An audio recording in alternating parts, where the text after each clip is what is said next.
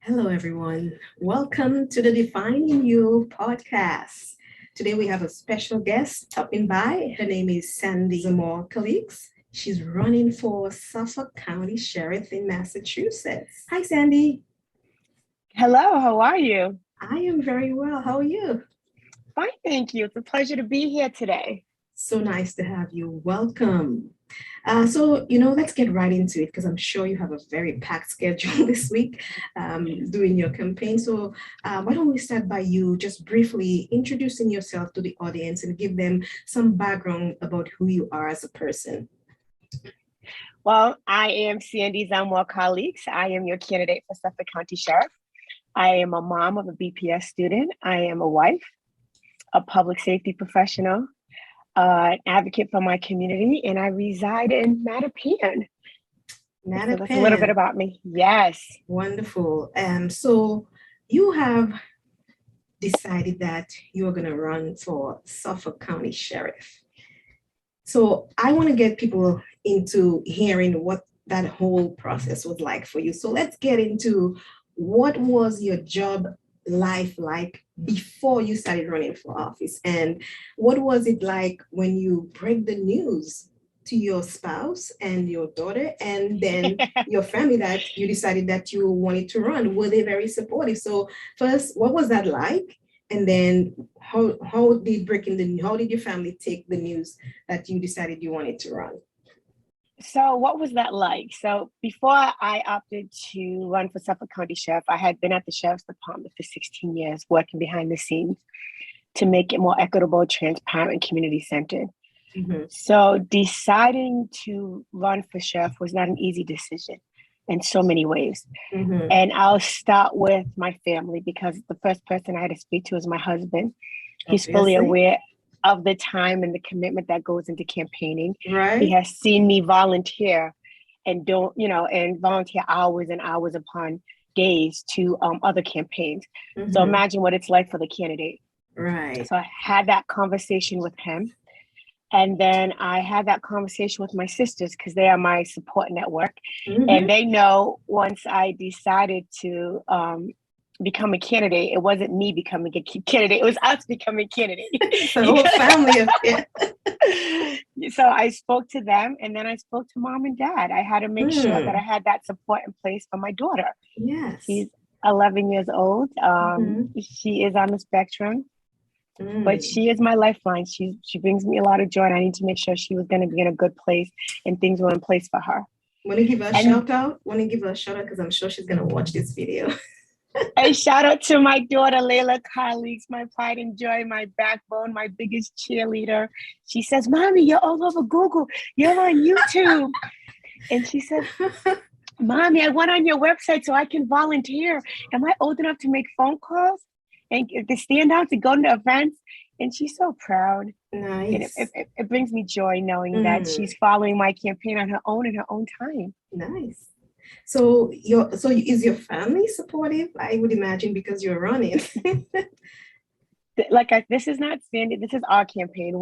They are all supportive, right? And they're out here with me, and they're meeting the community members where they're at. And so yes, they're extremely supportive. No doubt. So do you want to tell us what sparked your interest in running? What was the motivation?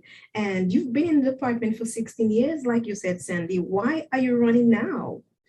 So let me say that the Sheriff's Department, it's a 6-year. Once you win, it's 6 years. So there wasn't any other time to do it before. It's not like a 2-year, 4-year seat. Mm-hmm.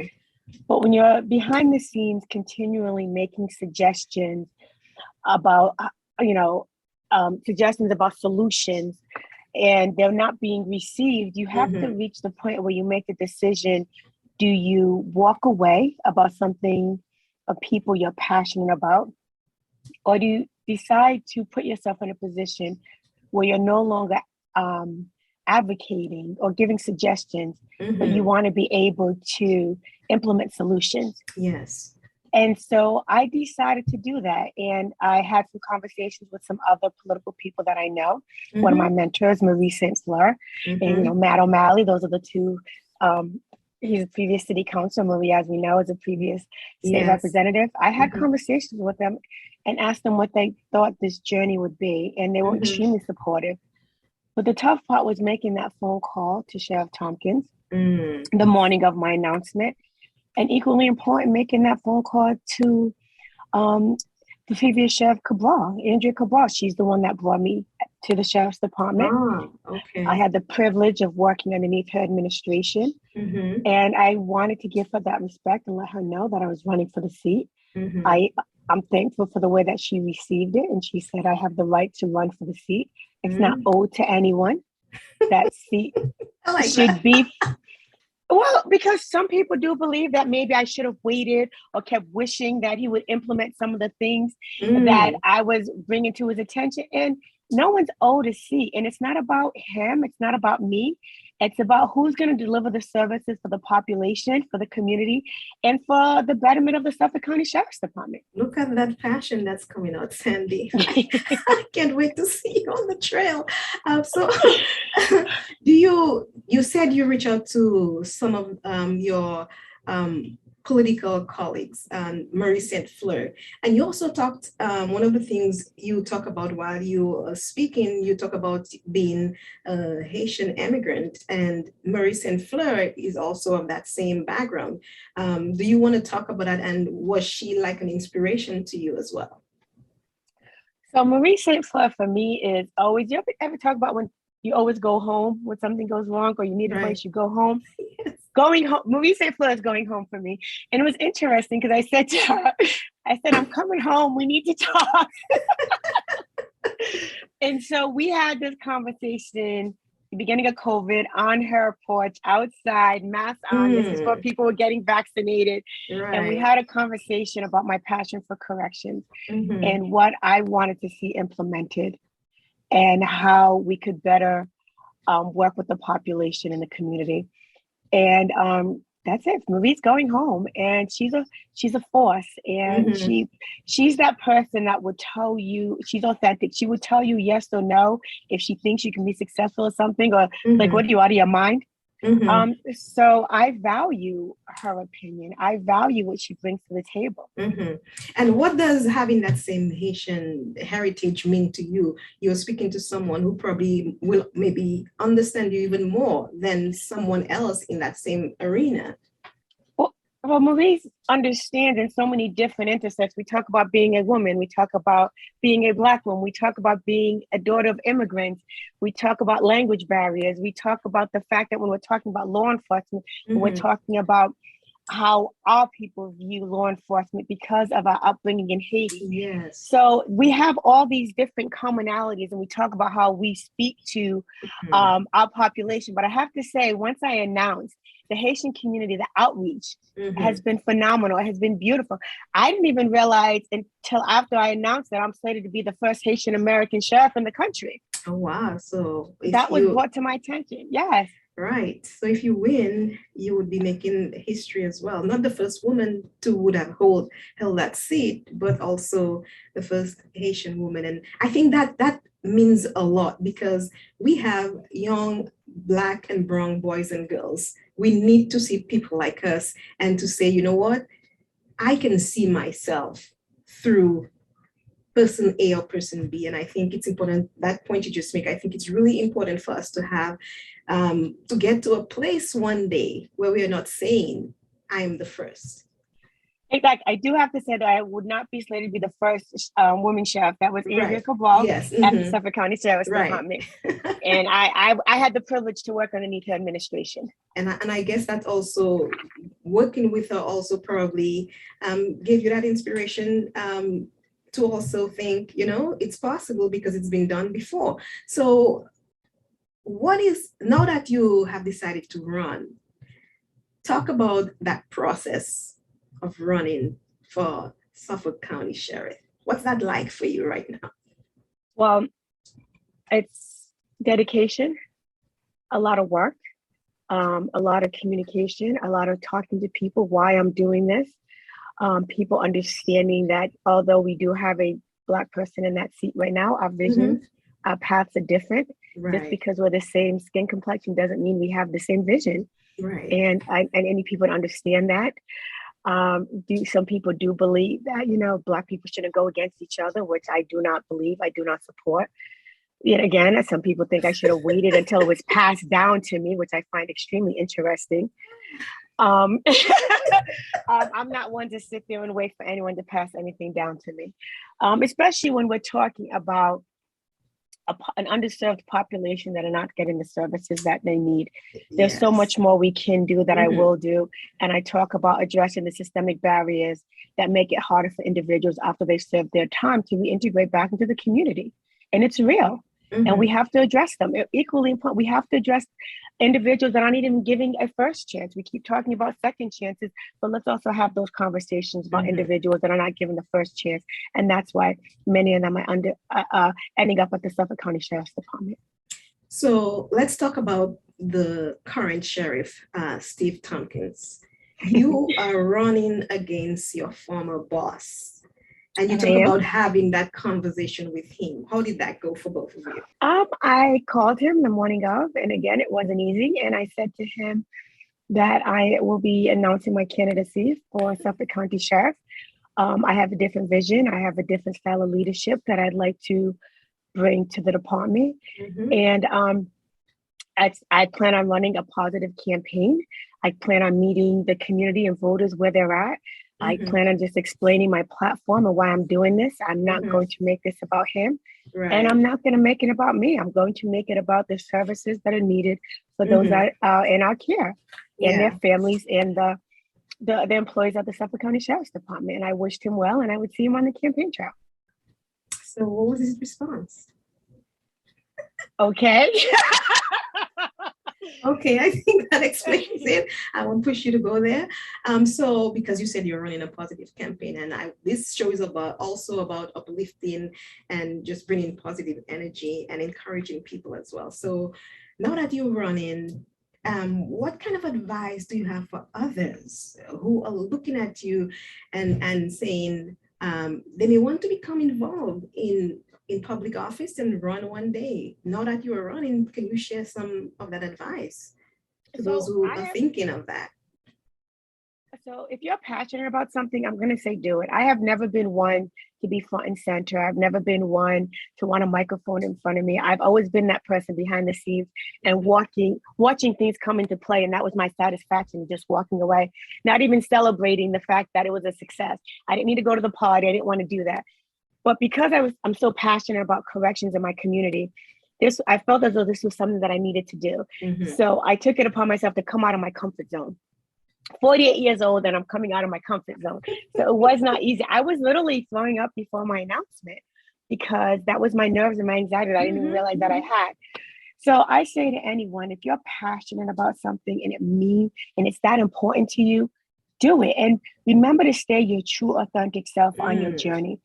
Know why you're doing this and don't let other people derail you or take you into another direction. And don't let people try to get you to change your point of view or Mm. change your belief or change what's important to you for the sake of maybe a vote. Wow. Know why you have committed to this and stay true to that. Mhm. Wow, that's very deep. So let's go into the Suffolk County Department now. For people who are listening, who may not know, what role does the Suffolk County Sheriff play? Can you talk about that and just give us some insight in what that Okay. is? So the mandate of the Suffolk County Sheriff is care, custody, and control of those in his care. And that is National Street Jail, which are individuals that have not been sentenced to a crime, they're detainees. And then Yes. you have the House of Correction, and that's for individuals that have been sentenced to 2.5 years or less. Mhm. That is the day-to-day mandate of the Suffolk County Sheriff. So when people go to prison, they have families that they are living there. And so we know they are not the only one serving that prison sentence. Their families are also serving that prison sentence. So, and sometimes people have difficulty in communicating and staying in touch. During COVID, I'm sure things was especially difficult for the prison population. And I'm wondering, we talk about the different things that are happening right now, and people have to make adjustments. So what are some of the specific plans that you have? For example, I had an attorney that I was talking to, and she was talking about the cost for families. And she was hoping that, they could do something about that. Could you talk about that, and maybe tell us about, what you think about that? And do you have plans to lower the cost, or maybe pass laws? What are some of the things you can do to help families? And of course, notwithstanding the fact that if someone commits a crime, they have to do the time, but also how do you deal with people once they're there? Because when they get out, the goal is so that they don't come back. So I think it's important to have them have that family connection. That is a wonderful question, and it's an action-packed question. So what I'm going to do is start with the phone calls as a whole. So when we talk about phone calls, it's interesting that initially it was stated that phone calls pay for programming. Even if that was the case, I do not support that. When you're talking about the population at the Suffolk County Sheriff's Department, we're talking about 60 to 70% of that population has a 5th to 6th grade education. That is an age that you cannot legally drop out of school. And I look at my daughter, who's currently in the 6th grade. So if she cannot read, or she's having issues with mathematics or something, they're not going to call me and tell me that I need to pay money to get her to where she needs to be. They're going to give her the services that she needs to get her to at that grade level. So when individuals are coming to us and they're in our care, it's not okay for us to say their phone calls, their families have to pay for phone calls so we can run the services that they have been denied of why they were in the community. Right. Remember, you cannot drop out of school between 5th and 7th grade. It's illegal. Right. So there's that. In addition, when we're talking about their visits, the last 2 years, the Sheriff's Department has been closed due to a pandemic. Now, what they're doing is currently charging the population and their family $6 for a 20-minute virtual visit. For what we're doing right now, they're paying for. Wow. Okay. Now, if we really talk about understanding inequities and the systemic barriers that are placed on Black and Brown families, right? How can you sit there and say it's okay for them to pay $6 for a virtual visit when we know that's a vital component in their rehabilitation and the success of their rehabilitation? Right. While they're incarcerated, because it's essential that they develop and maintain or establish relationships with their families, but also important when they come back to the community to have those relationships so that they can be successful when they come back to the community. Money should not be a barrier why you do not see your family members or communicate with them while you're incarcerated. So that's what's happening right now. What about the families who are unable to pay? Because I was speaking with an attorney, and what she was saying is like there was this a man who was 60 years old, and he couldn't meet the bill. He was short of $24, and they were going to keep him. And some people who were in the courtroom said, you know what, we'll take care of that for him. So what about the people who are unable to pay? So that would be a question you'd have to ask Sheriff Tompkins, because that contract for the visit should have been negotiated in a different way. They've implemented these tablets where people can download, the population can download music, they can download movies. They're actually able to text, but the texting is 50 cents every time you press send. So what I say is, okay, fine. You want to charge for movies, you want to charge for music, but at the very least, give 2 visits a week, at the very least. 2 free visits a week, because you're still making money on the other end. Right. Or advocate for some COVID money, because it's not the fault of the population or the families that they cannot visit their family members because of a pandemic. So I can't answer why Sheriff Tompkins has allowed this. I can just empower you to ask him that question. Okay. We'll reach out and we'll definitely we need some answers. So Sheriff Tompkins, there's a question we need answers to, and the community would like to know. So definitely we need to find out how we can make these programs that they are implementing beneficial to making sure that the population in prison is able to continue communicating and having that continuous relationship, because when they get out, they need to have somebody that they can continue to have those relationships with, because I'm sure being inside a building that is locked down and you have rules and regulations on when you can eat, when you can sleep, when they get out, there's a big adjustment that they need to make. And you can't do that on your own. You have to have a network of people, a community of people, a family to support you to get through whenever you get out. So I definitely think we need to look at these programs and see not just implementing, but how does that benefit the families? The families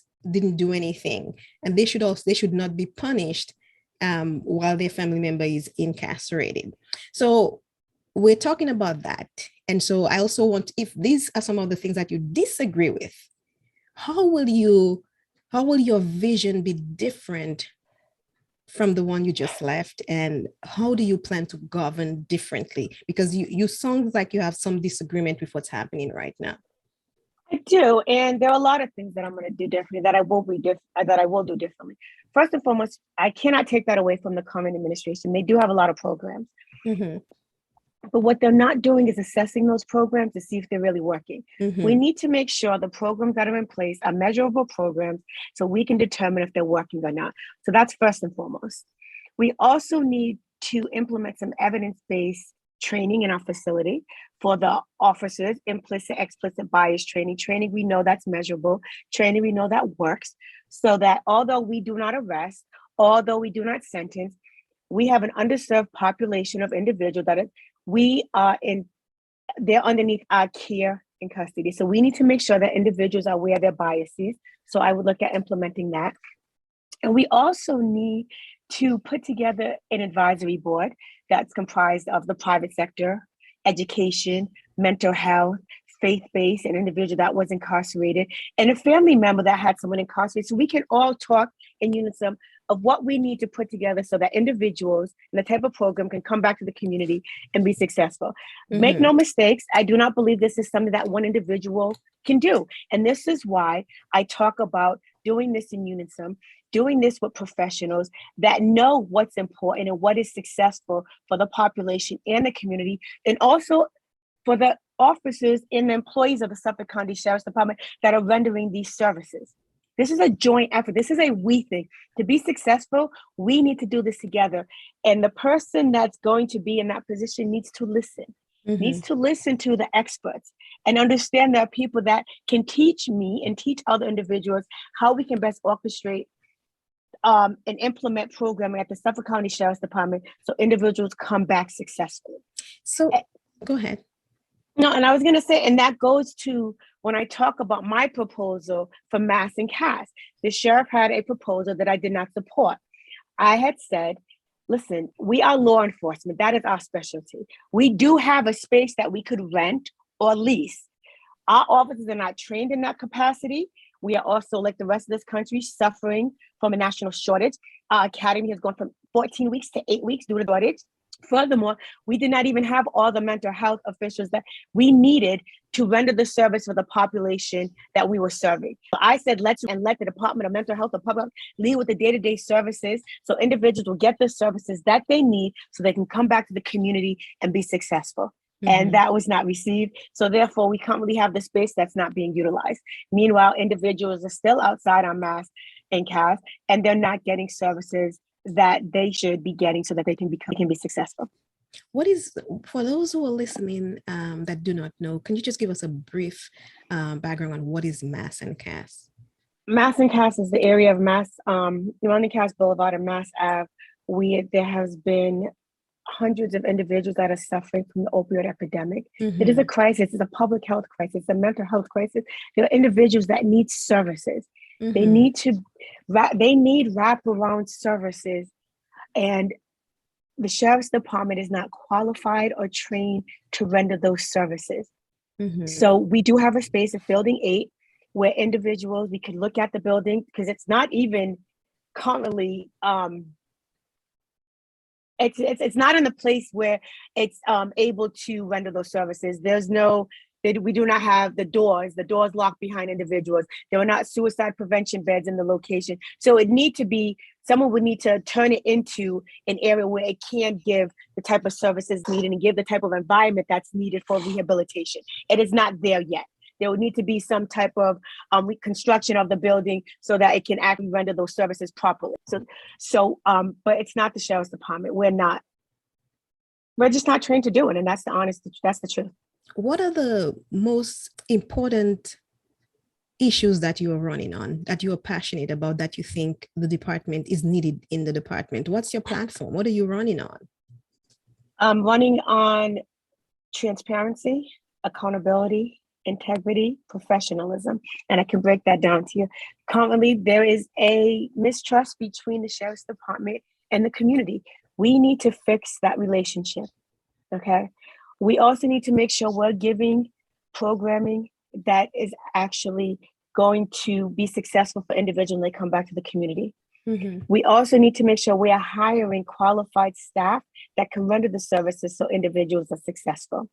We also need to make sure that we are leveraging our relationship with the public and private sector so individuals are not only getting jobs, they're getting careers, positions that they can grow in so that they can be successful in the community. Mm-hmm. We need to make sure individuals, at the very least, we are leveraging our relationship with the Registry of Motor Vehicles so that we can at least give a mass ID to individuals. So when they come out into the community, when they apply for resources or a job, they have an ID. That shouldn't be a barrier when we are a state agency and we can leverage our relationship with the Registry of Motor Vehicles when every other mom and pop dealership in the community has access and able to do those services, and we are not.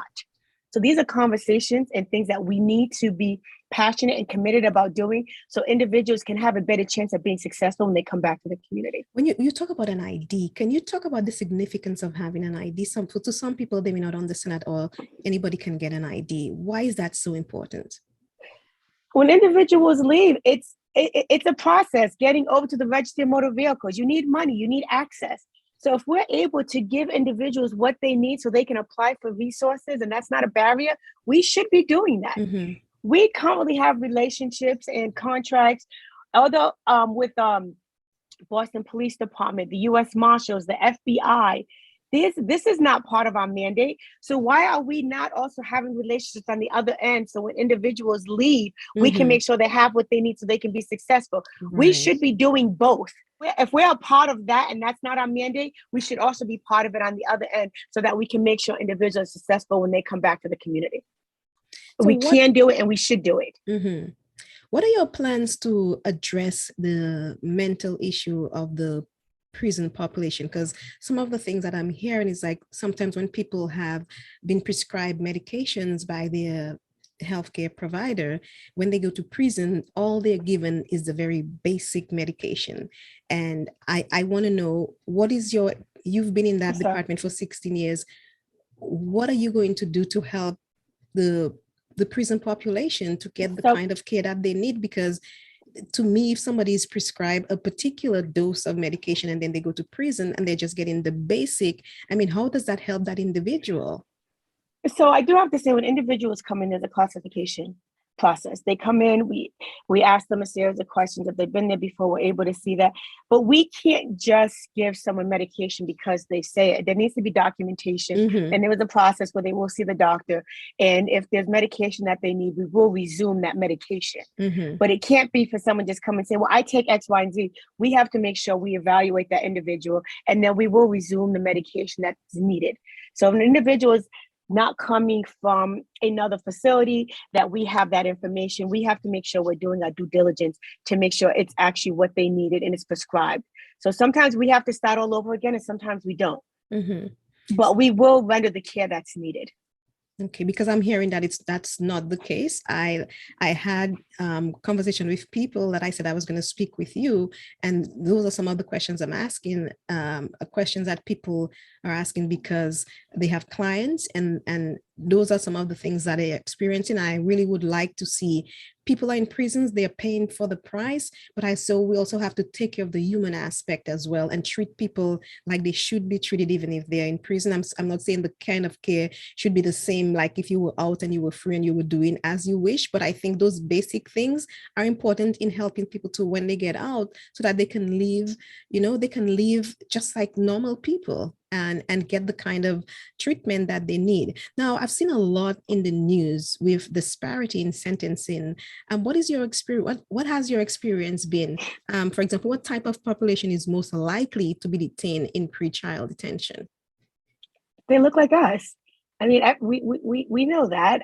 When you look, up to 65% of the population are individuals that are Black and brown, especially underserved Black and brown men. Black men are 5 times more likely to be incarcerated than white men, and Latinos 1.5 times more likely to be incarcerated. And that's criminal justice, a judicial problem that needs to be looked at. Mm-hmm. And I want to say that we are looking at it. Cash bail. We talk about cash bail for nonviolent offenders who are incarcerated because they can't make that $25, $50, $100 bail. Mm-hmm. These are all things, although outside of my mandate, mm-hmm. are things that I will continue to advocate for. And I will continue to support that. We have to change that system. We really do. Sandy, thank you so much for your time. And I know that there's a lot of work to be done. And I hope that the passion that I hear coming through, I hope if you do win, you will probably do the work that's needed. And while I'm saying if you do win, I probably shouldn't say that, because you get very passionate when you talk about other people saying you should wait, perhaps, for the position to be probably handed down to you. And we have other Black women who've been told the same thing. And I'll give Ayanna Presley, for example, who was told that she shouldn't run. And Ayanna Presley ran, and she won against an established figure that was holding that position for a while. And so I wanted to give some advice to some of the folks that are listening when they hear talk like that. What would you say to people who may want to do something similar and are hearing you shouldn't run against a Black person, you should wait and just wait for your turn? So I would say you need to do what you feel is right for you and what you're passionate about. No one should have to wait. There's a democratic process for a reason. Walk into your space. This is our space. We are allowed to run. We are entitled to run. If we are passionate about something, we believe in something, you should do it. For those of you that are interested, please visit sandyforsheriff.com and sign up to volunteer. If you're able to, feel free to donate, much appreciated. Mm-hmm. But this is a time where we can no longer wish that someone is going to do what needs to be done for our community. Mm-hmm. Let's stop wishing, hoping, and let's put some action in place. Let's have conversations about what the current administration is doing and what I plan to do. And I expect to be held accountable once I win. And I look forward to working with everyone and individuals in our community. No, mm-hmm. I stepped out of my comfort zone for a reason, because I am passionate about this. Yes. And I will dedicate my all day, all night to meeting the community and voters to where they're at to be successful in this campaign. Again, let's just send people to your website and your social media handles. If somebody wanted to donate or volunteer or to just, find out more about your platform, give us again how they can reach you through social media. sandyforsheriff.com, Sandy for Sheriff. Those are my handles. Feel free, please visit, please read, please ask any questions. If you want me to meet 2 or 3 people, you want me to have a conversation with someone, I'm willing to do that. That is a pathway to victory, being out there, being present, and having conversations with people. And I'm prepared to do that. I have been doing it. I will continue to do it. And just running a strong grassroots campaign that's about the people that are in the care of the Suffolk County Sheriff's Department in the community and also the employees. What would you say is the most surprising thing for you about running for sheriff? Oh, what is the most surprising thing? It would probably have the fact that people are really surprised that I'm running against another person of color, the expectation that we're not supposed to do that. The expectation that just because we're the same color, we have the same views. Right. That's absurd. It's not expected from anybody else. Why should we do that? There you have it, ladies and gentlemen. Sandy Zamor Calixte, candidate for the Suffolk County Sheriff. If you'd like to know more about her, visit her website and, just go online and support her, volunteer. And if you have questions and you're not sure, you can reach her by just going to her website. And Sandy, let's just say the website one more time. At sandyforsheriff.com. I look forward to meeting people, talking to people. This is a wonderful campaign to be a part of change and implementation of things that are directly affect those that are in the care of the Sheriff's Department in the community. So I look forward to people joining us. And thank you so much for your time. Thank you for everyone that's watching and listening. I appreciate your time. And she definitely wants you to vote for her. Sandy, thank you so much. I want to say I wish you the best, and may the best man win. And you sound like you feel confident that you're going to win. And all I can say is best of luck to you. So may the best person win, not the best man. But thank you so much for that. Okay. Thank you. Thank you. Have a wonderful day. You too. All right. Bye-bye.